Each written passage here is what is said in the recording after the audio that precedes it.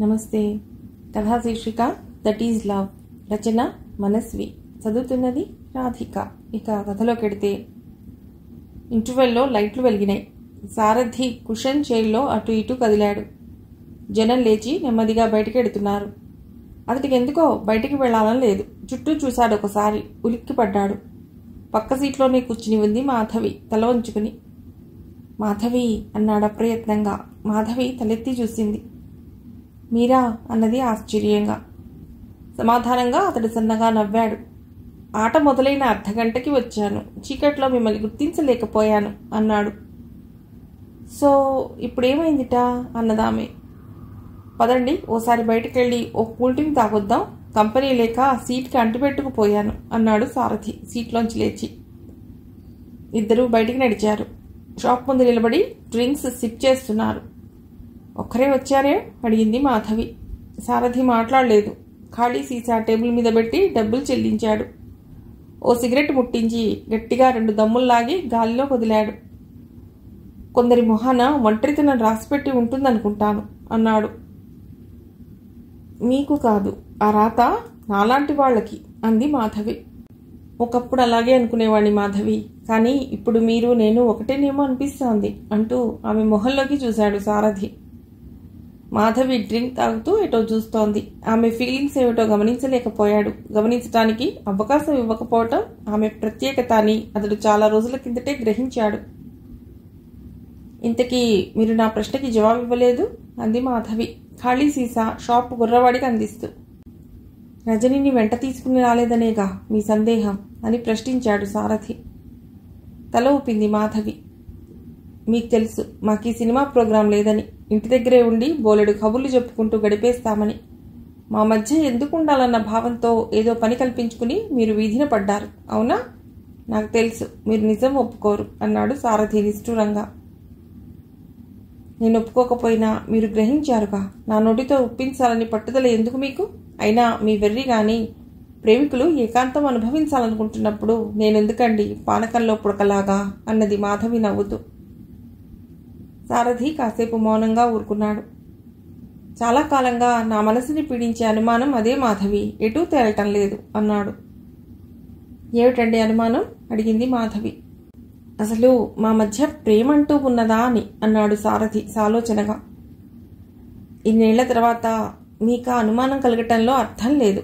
నాతో అన్నారు గనుక సరిపోయింది. ఇంకెవరు విన్నా నవ్వుతారు అన్నది మాధవి. నవ్విపోదురుగాక, నాకేటి సిగ్గు అన్నట్లు మనస్సులోని మహానలాన్ని బయట పెట్టకుండా ఉండటం మనిషికి సాధ్యం కాదు మాధవి. ఇప్పుడోకప్పుడు బయటికి రావాల్సిందే. మహానలం అంటున్నారు. నిజంగా మీరంతగా దహించుకుపోతున్నారా? నమ్మకం కలగటం లేదా మీకు? నమ్మాలనే ఉంది, కానీ మీరు పైకలా కనిపించరు. ఇన్నేళ్లుగా మీరెప్పుడూ బాధపడినట్లు లేదు. నిజమే, బాధపడే ప్రయోజనం లేదు గనుక ఇతరులు తొలగించేది కాదు. అందుకే లోపల దాచుకున్నాను. కానీ సహనానికి కూడా ఒక హద్దుంటుంది మాధవి. బెల్ మోగింది. బిలబిలమంటూ జనం కంగారులో హాల్లోకి వెళ్ళిపోతున్నారు. రండి పోదాం అన్నాడు సారథి. పోనిద్దరు, దిక్కుమాలిన సినిమా, కొట్టుకోవడాలు చంపుకోవడాలు, విధి లేక వచ్చాను అన్నది మాధవి. నాకు అలాగే ఉంది. ఇంటికి వెళ్ళిపోదాం, వచ్చేస్తారా అడిగాడు సారథి ఆమె ముఖంలోకి చూస్తూ. క్షణకాలం కళ్ళు కలుసుకున్నాయి. విశాలమైన రెప్పలు వాలుస్తూ పదండి అంది మాధవి. సారథి వెళ్లి స్కూటర్ స్టాండ్లోంచి బయటికి తెచ్చాడు. స్టార్ట్ చేశాడు. అభ్యంతరం లేకపోతే నా స్కూటర్ మీద రండి, కాదంటే ఆటో పిలుస్తాను అన్నాడు. అక్కర్లేదు, స్కూటర్ మీదే పెడదాం అంటూ ఎక్కి కూర్చుంది మాధవి. అతడి భుజం మీద చెయ్యి వేసింది. మీకు స్కూటర్ ఎక్కడం ఇదే మొదటిసారి అనుకుంటాను అన్నాడు అతడు. అవును, నన్ను అడిగిన వాళ్ళెవ్వరూ లేరింతవరకు, అందుకే భయంగా ఉంది అన్నది మాధవి. సారథి నవ్వి, నా భుజం మీద పడిన మీ చెయ్యి వణుకుతుంటేనే అర్థమైంది మీకు పూర్తిగా కొత్తని. మిమ్మల్ని భద్రంగా ఇంటికి చేర్చే పూచి నాది. బాగా దగ్గరగా వీపు కానుకుని కూర్చోండి, భుజం గట్టిగా పట్టుకోండి అన్నాడు. మాధవి అతడు చెప్పినట్టు సర్దుకుంది.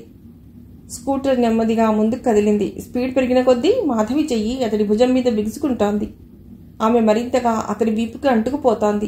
ఆమె ఎత్తైన వక్షోజాలు అతడి శరీరంలో పులకరింతలు కలిగిస్తున్నాయి. మాధవికి ఇది సరికొత్త అనుభవం. 28 ఏళ్లు దాటినా నేటికి ఆమె పురుష స్పర్శ ఎరగదు. మనుషులకి దూరంగా, ముఖ్యంగా పురుషులకి బహుదూరంగా తన బతుకు తాను గడుపుతోంది. అందుకు లోకానికి తెలియనివి, తనకి మాత్రమే తెలిసినవి ఎన్నో కారణాలున్నాయి. సరైన కారణాలు తెలియని కాకిమూకలు 1,00,000 నీలాప నిందలు వేస్తారు, వేస్తున్నారు, వేశారు. రోజుకో రకం పుకారు లేవదీసి అది కారు చిచ్చులా నలుదిక్కులా వ్యాపించి ఆమెని కార్నర్ చేస్తుంటే ఆమె నిస్సహాయంగా సజల నేత్రాలతో దిక్కులు చూస్తూ నిలబడిపోతున్నది. ఆ నిందలు, పుకార్లు నిరాధారమైనవని గొంతు చించుకుని అరవాలనుంటుంది ఆమెకు. కానీ గొంతు పెకలటం లేదు. అది వ్యర్థ ప్రయత్నమని ఆమె అంతరాత్మ హెచ్చరించేది. అబద్ధాన్ని నిజం చేసి క్యారెక్టర్ అసోసినేషన్కి దిగే చరిత్రహీనుల్ని, పరమ లోఫర్స్ని ఎదుర్కోవటం సులభం కాదని ఘోషపెట్టేది. అందుకే ఆమె మౌనంగా భరించింది. సాధ్యమైనంతగా ఒంటరి జీవితం అలవాటు చేసుకుంది. కానీ ఎప్పుడో ఒకప్పుడు మనస్సు అట్టడుగు పొరల్లో బలవంతాన అణిచిపెట్టుకున్న వాంఛలు, చంపుకున్న ఆశలు శరీరాన్ని, మనసుని అల్లకల్లోలం చేస్తున్నాయి. ఆ సంక్షోభం నుండి గట్టున పట్టడానికి ఆమె చాలా శక్తిని వెచ్చించవలసి వచ్చేది. ఆ శక్తి ఆమెకి నా నుదుట విధాత ఇంతే రాశాడు, గత జన్మలో నేను చేసుకున్న పుణ్యం ఇంతే అనుకోవటం నుంచే దొరికేది. సారథి చేతిలో స్కూటర్ తూరిగలా దూసుకుపోతోంది. సారథి అన్నది మాధవి పెదవుల్ని అతడి చెవి దగ్గర చేర్చి. అనుకోకుండా ఆమె పెదవులు అతడి చెవి కింద, మెడ మీద క్షణకాలం స్పర్శించాయి. సారథి నరాలు జివ్వుమన్నాయి. స్కూటర్ వేగం తగ్గించాడు. చెప్పండి అన్నాడు. భయంగా ఉంది, కొంచెం నెమ్మదిగా పోనివ్వండి ప్లీజ్ అంది మాధవి. సారథి సన్నగా నవ్వాడు. వాచి చూసుకున్నాడు. రేడియం డైల్ 11:20 చూపిస్తోంది. రాత్రి చాలా పొద్దుపోయింది. మీరు భయపడవలసింది స్కూటర్ స్పీడ్ గురించి కాదు అన్నాడు. మరెందుకు భయపడాలి అడిగింది మాధవి. ఒంటరిగా ఓ మగాడి స్కూటర్ మీద 10 కిలోమీటర్లు అర్ధరాత్రి ప్రయాణం చేస్తున్నందుకు. నాకా భయం లేదు సారథి. నా మీద అంత నమ్మకం ఎలా కలిగిందో చెప్పండి మాధవి. ఆ వివరాలన్నీ చెప్పటానికి ఇప్పుడు ఎలా వీలవుతుంది సారథి? మీకు వినపడేలా చెప్పడానికి నేను గట్టిగా గొంతు చించుకోవాలి. నాకు ఆ ఓపిక లేదు. మరొకసారి ఎప్పుడైనా చెప్తాలేండి. అది సరే గాని మాధవి, నాకు రజనీకి ఏకాంతం కల్పించాలని ఇలా సెకండ్ షోకి వచ్చారు. నేను కనిపించకపోతే ఇంటికి ఎలా వచ్చేవారు? నా ఫ్రెండ్ దగ్గరికి వెళ్లేదాన్ని. ఈరోజు నా ప్రోగ్రాం, దానికి ముందే చెప్పాను. అవును, ఏమిటల్లా క్రాస్ ఎగ్జామినేషన్ మొదలెట్టారు? ఇంకేం మాటలు దొరకటం లేదా మీకు? హఠాత్తుగా స్కూటర్ ముందు వెనకాలకి కుదిపేస్తూ ఆగిపోయింది. మాధవి కంగారుగా కిందికి దిగింది. ఏమైంది సారథి అని అడిగింది. వెనక టైర్ పంక్చర్ అయిందనుకుంటాను అంటూ సారథి స్టాండ్ వేశాడు. టైర్ నేలకి అంటుకుపోయింది. నిట్టూర్చాడతడు. స్టెఫ్నీ లేదు. ఏం చేయాలా అని అటు ఇటు చూశాడు. ఓ 100 గజాల దూరంగా పంజాబ్ హోటల్ కనబడింది. 5-6 లారీలు కూడా పార్క్ చేసి ఉన్నాయి. రండి మాధవి, ఆ పంజాబ్ హోటల్ పక్కనో మెకానిక్ ఉండాలి. షాప్ తెరిచుంటే అదృష్టమే అంటూ సారథి స్కూటర్ నడిపించసాగాడు. భుజాల చుట్టూ పైట కప్పుకుని పక్కనే నడవసాగింది మాధవి. షాప్ తెరిచే ఉంది. ఏమైంది సార్ అన్నాడు పనికుర్రవాడు. చెప్పాడు సారథి. అరగంట పైనే పడుతుంది సార్, వెయిట్ చేయండి అన్నాడు కుర్రవాడు. కాస్త త్వరగా చేయమని చెప్పి ఇద్దరూ హోటల్ వైపు నడిచారు. వేడిగా టీ తాగారు. బండి రెడీ అయ్యేదాకా అలా ఆ వంతెన మీద కూర్చుందా, కాసేపు మాట్లాడుకుంటే టైం పాస్ అవుతుంది అన్నాడు సారథి. మాధవి మౌనంగా అనుసరించింది. సారథి వంతెన గోడ మీద అటు ఇటు కాళేసి కూర్చున్నాడు. ఓ సిగరెట్ వెలిగించాడు.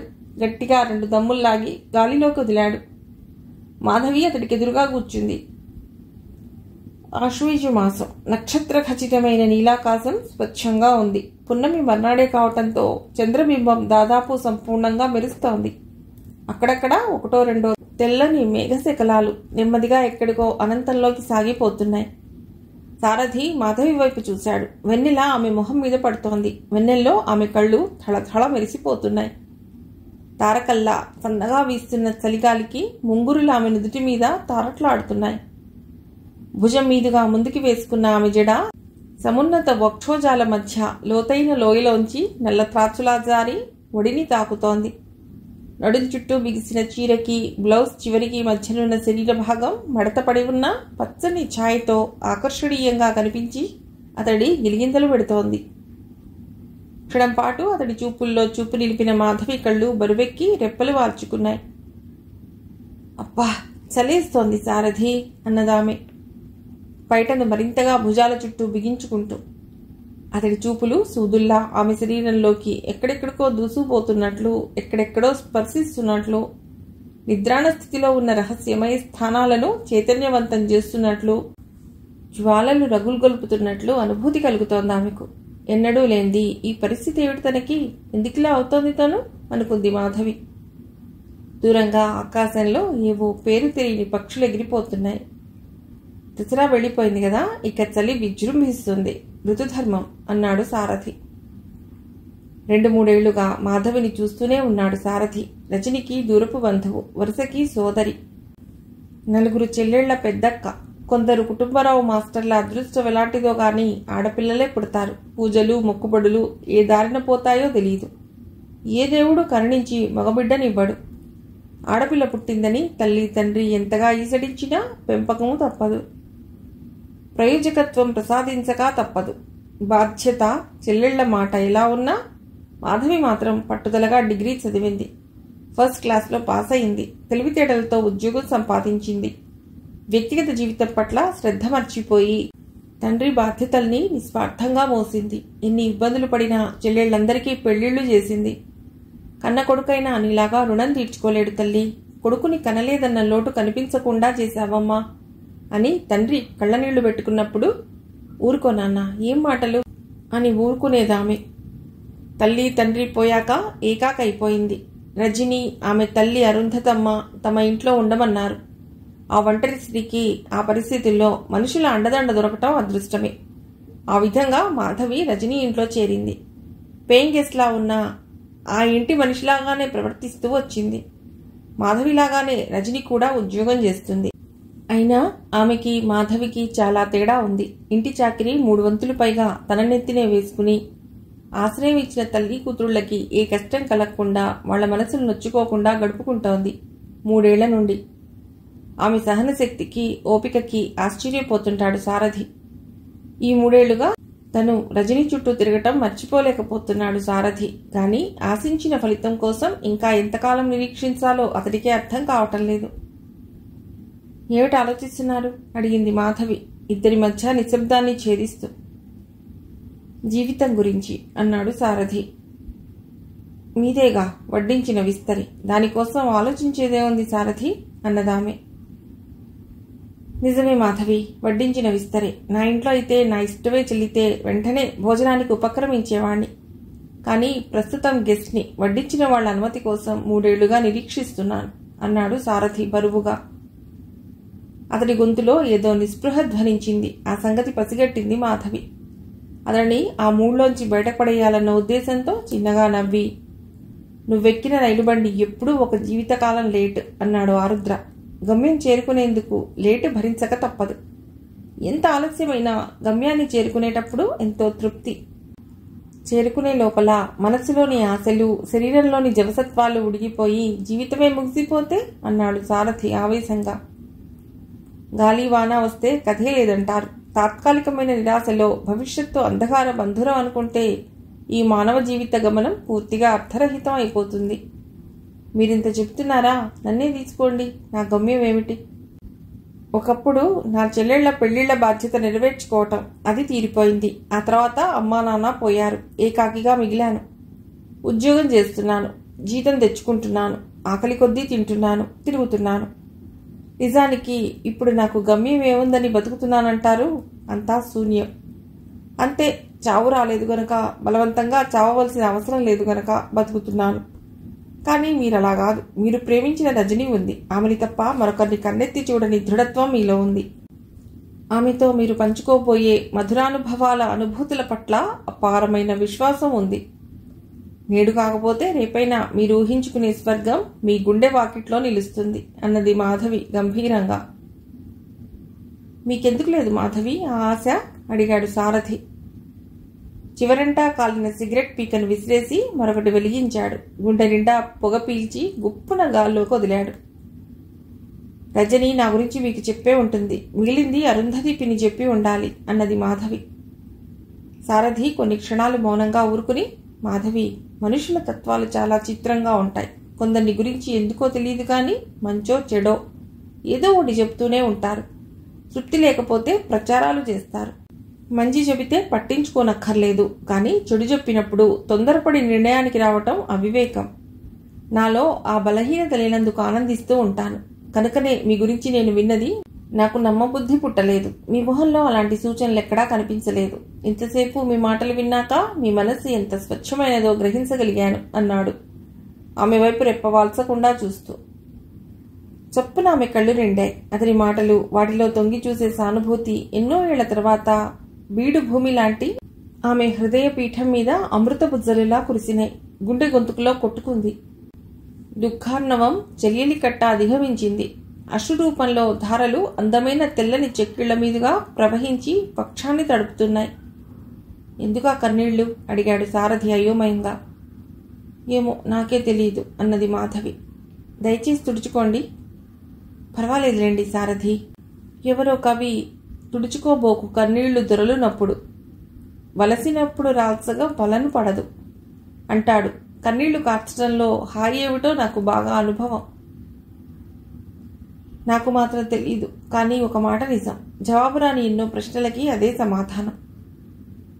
మెకానిక్ షాప్లో పనికుర్రవాడు పిలుస్తున్నాడు. మాధవి, స్కూటర్ రెడీ అయినట్లుంది, లేద్దామా అన్నాడు సారథి లేస్తూ. తల ఊపి అతడి వెనకే నెమ్మదిగా అడుగులు వేసింది. 5 నిమిషాల్లో స్కూటర్ నల్లని తార్ రోడ్డు మీద గమ్యానికి పరిగెడుతోంది. ఇప్పుడు మాధవి హృదయం చాలా తేలికైపోయింది. దూది పింజల గాల్లో తేలిపోతున్నట్లుంది. తనని గురించి లోకులు చెప్పుకునేవన్నీ పుకార్లని సారథి నమ్ముతున్నాడు. ఇన్నేళ్లు రజనిని ఆరాధించే ప్రేమికుడుగా, పరాయివాడిగానే అతన్ని చూసిందామె. కానీ ఇప్పుడతడు నిజమైన మానవుడుగా, హృదయ జీవిగా తనకెంతో దగ్గరయ్యాడు. అందుకే ఆమె ఈసారి అతడి నడుం చుట్టూ చేయి వేసి బాగా దగ్గరగా కూర్చుంది. అతడి శరీరంలోకి సెగలు కక్కే వేడి తన గుండెల్లోంచి నరనరాల్లోనూ విద్యుత్తులా ప్రవహిస్తూ అరుదైన తాత్కాలికమైన అనుభూతితో ముంచెత్తుతుంటే పులకరించింది. మధ్య మధ్యన బుగ్గల్ని వీపుకు తాకించి కొన్ని క్షణాలు అలాగే ఉండిపోతోంది. హృదయం స్పందిస్తే శరీరం వివత్సమవుతుందా? మాధవి అంతరాత్మ ఘోష పెడుతోంది లోపల నుండి. ఈ మాధుర్యం క్షణికమే సుమా అంటూ. స్కూటర్ ఆగిన చప్పుడు విని పక్కింట్లోంచి బయటికి వచ్చిందో ముసలావిడ. ద్వారానికి వేలాడుతున్న తాళం కప్పని చూసి తెల్లబోయి నిలబడ్డ మాధవిని పిలిచింది గుమ్మంలోంచి. మా రజనీ వాళ్ళు ఎక్కడికి వెళ్లారు బామ్మగారు అడిగింది మాధవి. ఎవరో ఎమ్మెల్యే గారింట్లో పెళ్ళంటమ్మా. కారులో వచ్చి తీసుకుపోయారు తల్లి కూతుళ్ళిద్దరిని. రేపు సాయంత్రం వస్తామని చెప్పమన్నారు. విజయనగరం వెళ్లారు. డూప్లికేట్ నీ దగ్గర ఉందిటగా అని అడిగింది బామ్మగారు.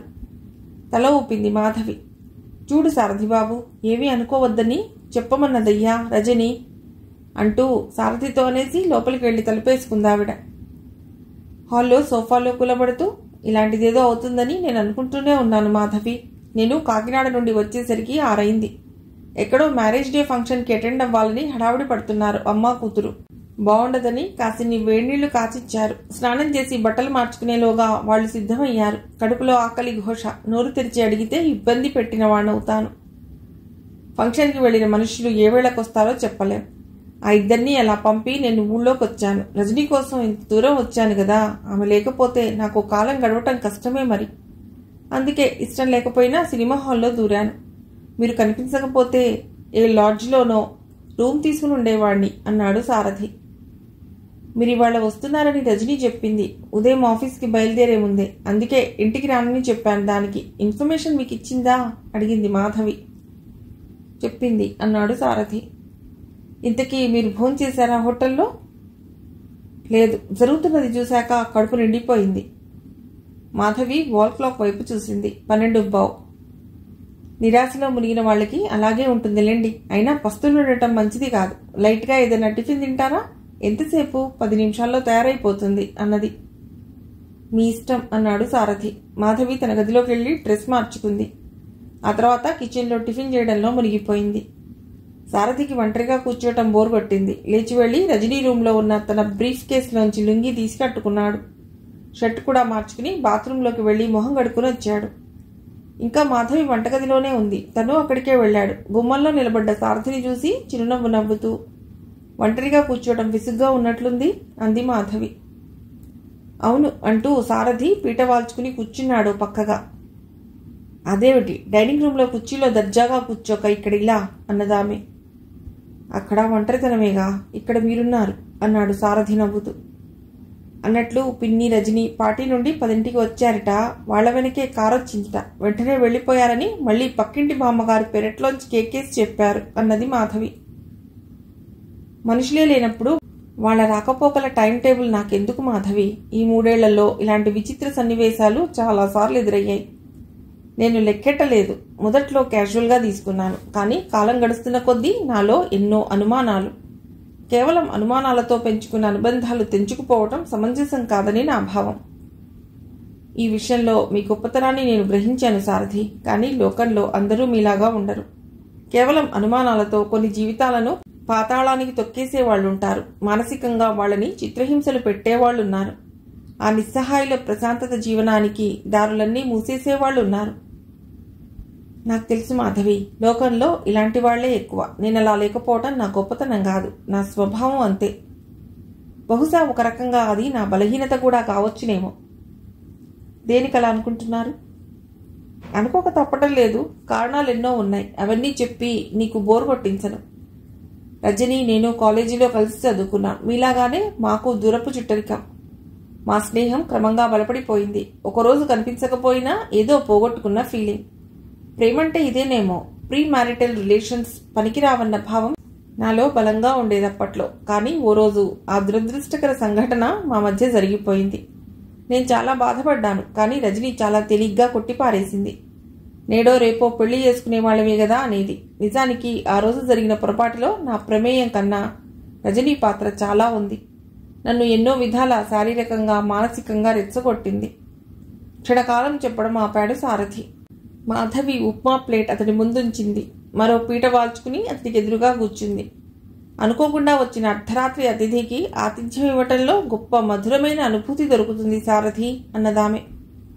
సారథి ఆమె మొహంలోకి చూశాడు ఒకసారి. ఆమె మొహం వెలిగిపోతోంది ఆనందంతో.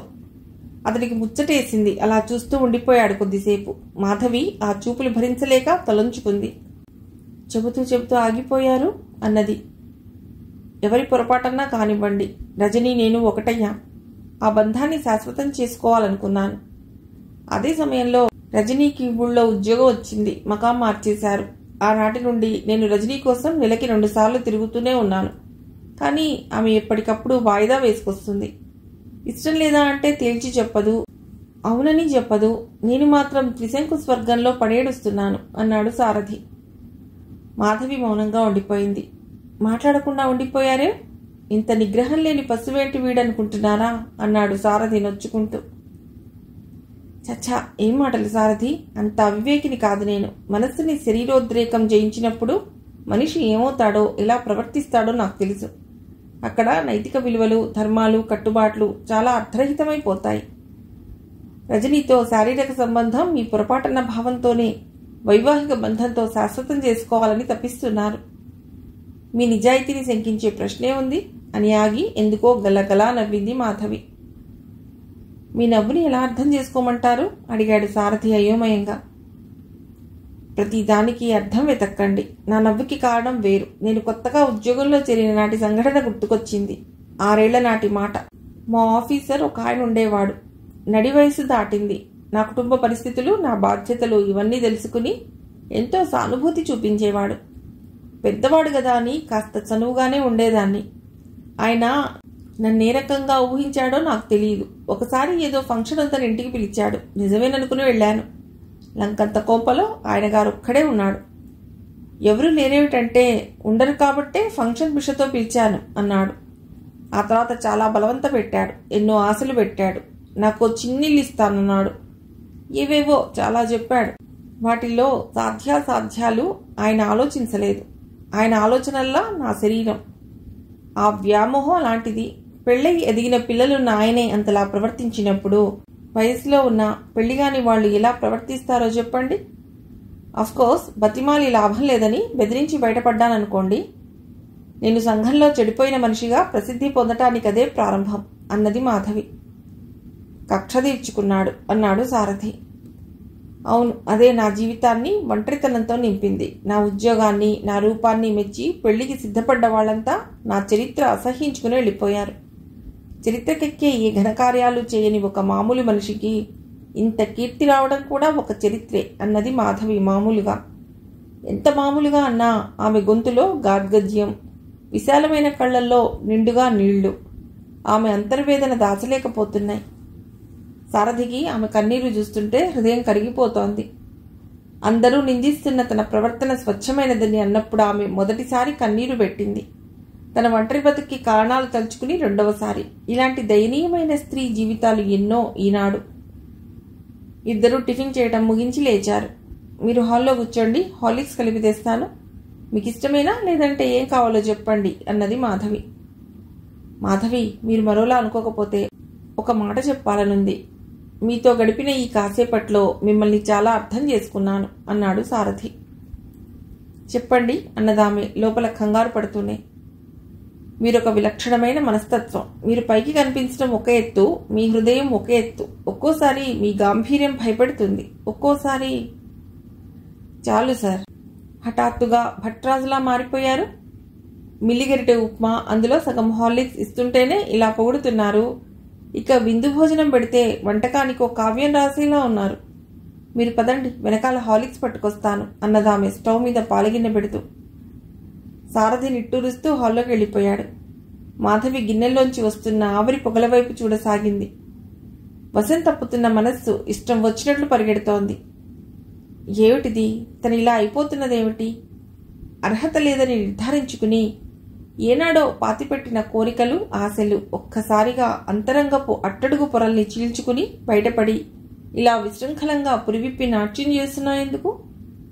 కారణం సారథేనా? అతడు కొత్తవాడు కాదే, 3 ఏళ్ల నుండి కనిపిస్తూనే ఉన్నాడు. రజనీ పట్ల అచంచలమైన అతడి ప్రేమ తనని కదిలించడం నిజమే. అతడిలా ప్రేమించగలిగే మనిషి తనకి లభిస్తే బాగుండునని తలచింది నిజమే. ఎవరూ లభించకపోగా సారథి పదే పదే తలుపుల్లో మెదిలి కలవరపెట్టిన మాట కూడా నిజమే. ఎన్నడూ లేనిది వేళ అతడి సాన్నిహిత్యం, మాటలు, తొంగి చూసిన సానుభూతి తన గుండె తలుపులు తెరవటమేమిటి?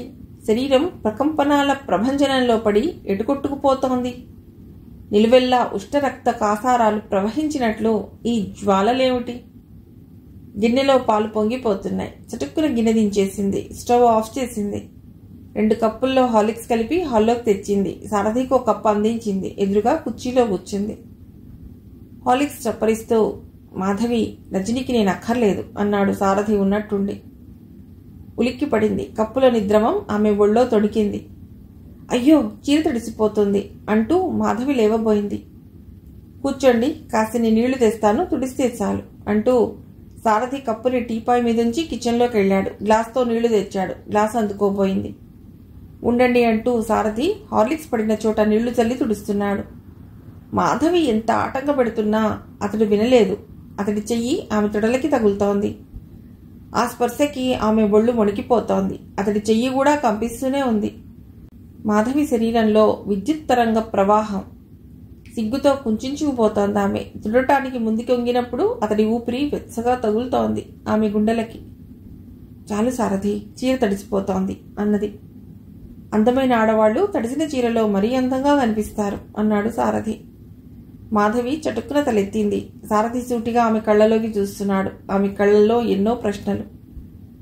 క్షమించండి, నా ప్రవర్తన కొంచెం అతిగా ఉందని నాకు తెలుసు. ఏం చేయమంటారు? కంట్రోల్ తప్పిపోతున్నాను. అందుకు కారణం బహుశా ప్రస్తుతం నా మానసిక స్థితి అయి ఉంటుంది.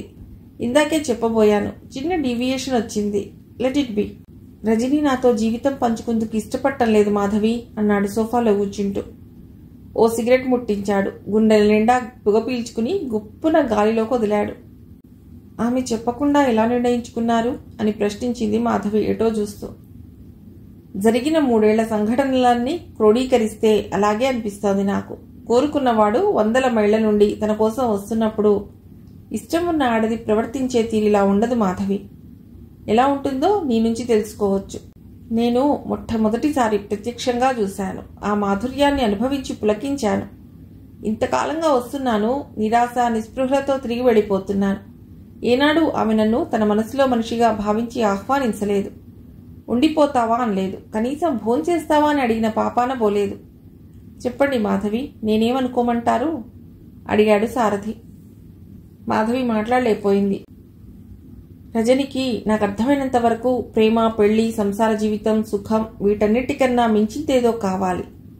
ఇవన్నీ ఆమె దృష్టిలో విలువహీనమైనవి. వ్యక్తిగతంగా ఎదిగిపోవాలి, 10 మందిలో పేరు తెచ్చుకోవాలి, సంఘంలో డబ్బు, అధికారం, హోదా ఉన్న మనిషిగా చెలామణి కావాలి, గొప్పవాళ్ల సరసనుండాలి, అర్హతకు మించిన స్టేటస్ సంపాదించుకోవాలి. ఇది ఆమె తపన. ఇందుకోసమే ఆమె పోరాటం. నా సెంటిమెంట్ ఆమెకి ట్రాష్ లాగా అనిపిస్తోంది. నేను ఆమె చుట్టూ తిరగటం ఆమెలో అహంకారం పెంచుతోందే గాని ఆకర్షణ కలిగించటం లేదు. పైపెచ్చు నా పట్ల ఎవర్షన్ కలిగించి ఉండవచ్చు అన్నాడు సారథి గంభీరంగా. మాధవి కన్నార్పకుండా అతడి మొహంలోకి చూస్తోంది. అతడికి రజని మీద కలిగిన అభిప్రాయాలు వింటుంటే అతని అవగాహనకి ఆశ్చర్యపోతోంది. పొరపాటునో, గ్రహపాటునో, లేకపోతే క్షణికోద్రేకంలోనో శారీరకంగా తృప్తిపడ్డ స్త్రీ పురుషులు ఆ అనుభవాన్ని ఒక సాధారణ విషయంగా గదిలోంచి బయటపడగానే మర్చిపోతే నిద్రపోవడం, భోంచేయడం లాంటిదే అనుకుంటే ఈ దేశంలో అవిచ్ఛిన్నంగా కొనసాగుతూ వస్తున్న వివాహ వ్యవస్థకి స్థానమే ఉండేది కాదు. Live it. నావి కొంచెం పాతకాలం నాటి భావాలేమోలేండి. మీకు నచ్చకపోతే నవ్వుకుని మర్చిపోండి అన్నాడు. మాధవి నవ్వలేదు. అతడి వైపు ఆరాధనగా చూడసాగింది. సారథి వాచి చూసుకున్నాడు. రాత్రి 2 గంటలు దాటుతోంది. విపరీతమైన ప్రేమలో మార్పు రావటం జరిగితే విపరీతమైన ద్వేషంగా మారుతుందని చదివానెక్కడో. అందరికీ ఇది సత్యమవుతుందో లేదో నేను చెప్పలేను. నేను మాత్రం నమ్ముతాను. ఎందుకంటే రజని నిర్లక్ష్యం, తిరస్కారం నన్ను ఆ స్థితికి తీసుకొచ్చేశాయి అన్నాడు. అవమాన భారంతో అతడి మొహం కందగడ్డలా తయారైంది. అతడు సోఫాలోంచి లేచాడు. మాధవి, నా మనస్సు మరోవైపు లగ్నం కావటం నన్ను ఓ రకంగా గుడ్డివాణ్ణి చేసింది. ప్రేమాభిమానాలు, స్నేహశీలం మూర్తీభవించిన ఓ దేవతని గుర్తించలేకపోయాను. ఎదురుగా ఉన్న అమృత సరస్సుని వదిలేసి ఎండమావుల వెంట పరిగెత్తి భంగపడ్డాను. దురదృష్టం వెనక పరుగులు తీసే మనిషి బతుకు ఇలాగే ఉంటుంది. వాణ్ణి ఎవ్వరూ రక్షించలేరు.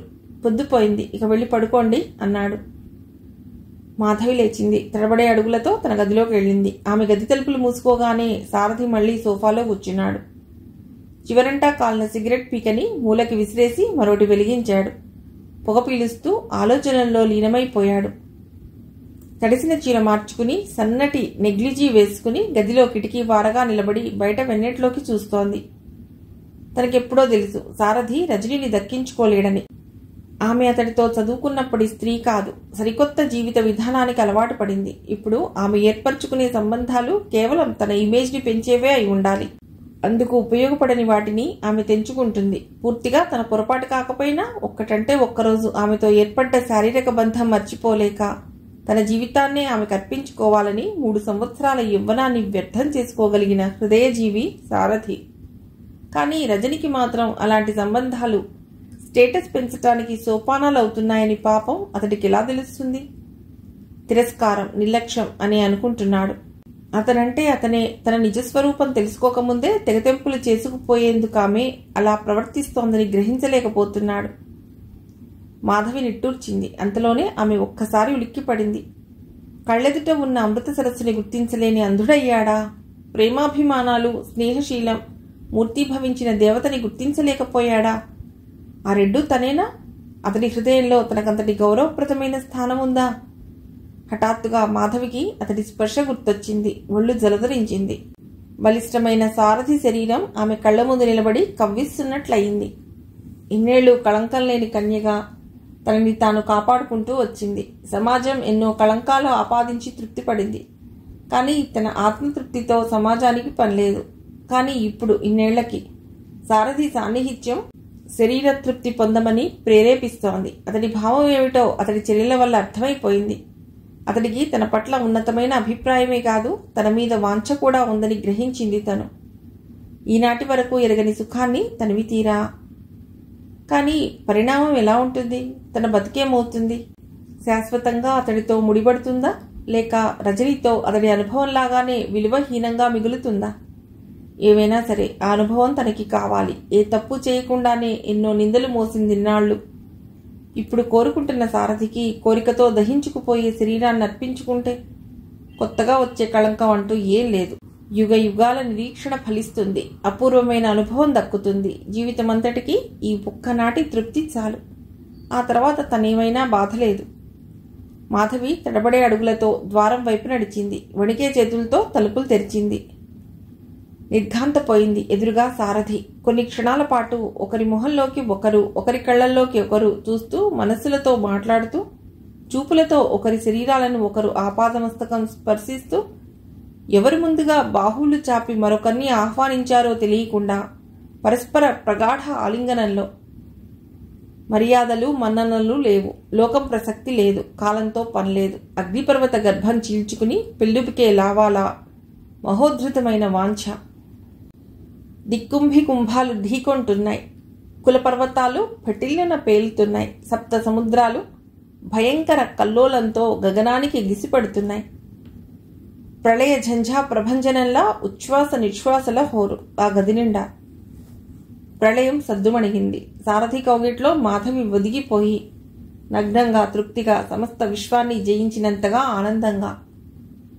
1000 జన్మల అన్వేషణ ఫలించి అనంత నిధి నిక్షేపాలు పొందినంత గర్వంగా సారథి మాధవి చుట్టూ చేతులు బిగించి ఆమె నగ్న వక్షోజాలను బలంగా తన గుండెలకి హత్తుకుంటూ, సారథి, ఈ జీవితానికి ఈ అనుభవం చాలు. ఇంత అల్ప సంతోషివా మాధవి? ఏ సుఖానికి నొచ్చుకోని నిర్భాగ్య జీవికి ఈ భాగ్యం కన్నా మించిందేముంది Sarathi? Thank you very much. Sarathi ఆమె పెదవుల్ని చుంబించాడు. చెడిపోయిన దాన్నని అందరితో పాటు నువ్వు కూడా అనుకున్నా నేను బాధపడను. రేపు నీ దారిన నువ్వు వదిలేసి వెళ్ళినా నేను విచారించను. నా మనసులో ఏళ్ల తరబడి ఆరాధిస్తున్న నా మీద మనసు పడిన మగవాడికి నన్ను నేను అర్పించుకున్నానని తృప్తిగా బతుకుతాను. నీ మాటల వెనుక నుండి దూసుకొస్తున్న ప్రశ్నలకి సమాధానం చెప్పే సమయం ఇది కాదు మాధవి. రాత్రి ఇంకా మిగిలే ఉంది. వృధా చేయటం నాకు ఇష్టం లేదు అంటూ సారథి ఆమెని తన గుండెల మించి పక్కకి చేర్చి ఆమె పక్కకి చేరాడు.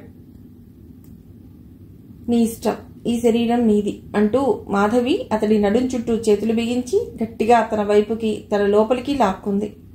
మరొకసారి కాలం స్తంభించింది.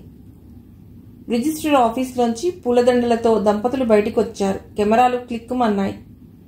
మధు, మీ ఆఫీస్ స్టాఫ్ అంతా ఎదురు చూస్తున్నారు, చూసావా అన్నాడు సారథి. తల ఊపిందామె సిగ్గుల మొగ్గ అవుతూ. నేనెవరికీ చెప్పలేదు సారథి అన్నది మాధవి. నేను చెప్పాను, వాళ్ళ నోరు మూయించొద్దు. సరేగాని మధు, నువ్వు అడగని ప్రశ్నలకు సమాధానం చెప్పాను గదు. నీ బెంగ తీరిపోయిందనుకుంటాను. ఇక మన జీవితాలు స్వర్గం చేసే పూచీ నీది అన్నాడు సారథి. నా ఒక్కదాని మీదే బాధ్యత పెట్టేసి తప్పుకుందాం అనుకోకు. ఇద్దరం పార్ట్నర్స్ అని మర్చిపోకు సారథి అన్నదామె అతడి చేతివేళ్లలో తన చేతివేళ్లు చేర్చి గట్టిగా నొక్కుతూ. సారథి పులకించాడు. ఆమె పరవశించింది. ఇద్దరూ ముందుకు నడిచారు. సరికొత్త ప్రపంచానికి, సాఖ్యావహమైన భవిష్యత్తు వైపుకి. కథ సమాప్తం.